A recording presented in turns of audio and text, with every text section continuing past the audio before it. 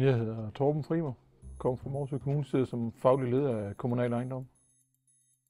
Grunden til, at jeg tilmeldte mig kurset her, det var for at få en bedre håbet om at få en bedre forståelse af sammenhængen i økonomien, i budgetterne.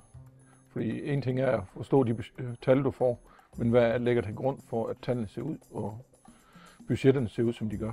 Og de rammer, der er kommet med som beslutninger og budgetterne, hvorfor er de, som de er? Og få den der sammenhæng på plads. Min største økonomiske udfordring er egentlig ikke de budgetter, vi har, deres størrelse. Det er at finde ud af, hvad er råderummet i de her budgetter? Hvad må vi bruge dem til? Hvad må vi ikke bruge dem til? Og hvordan kan du blande de budgetter, du har? Nogle budgetter må du blande, nogle må du ikke, men hvilke må du? Så det var det, som også det, der ligesom var ønsket at finde ud af. Den viden, jeg har fået nu her, den påvirker mig sådan, at jeg kunne få lavet mere struktureret økonomistyring. Forstået på den måde, at de budgetter, vi har i dag, dem ved jeg, hvad jeg kan og må bruge til nu. Eller har i hvert fald en bedre forståelse af det. Og det gør, at jeg kan nemmere både få se det i systemet, men også forklare mine kolleger og mine medarbejdere, hvor er det, vi skal hen.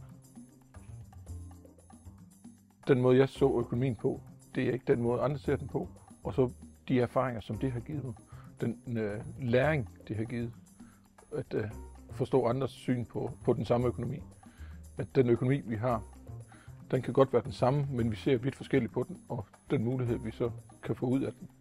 Så den der erfaringsdeling, det er nok den største gevinst ved det her.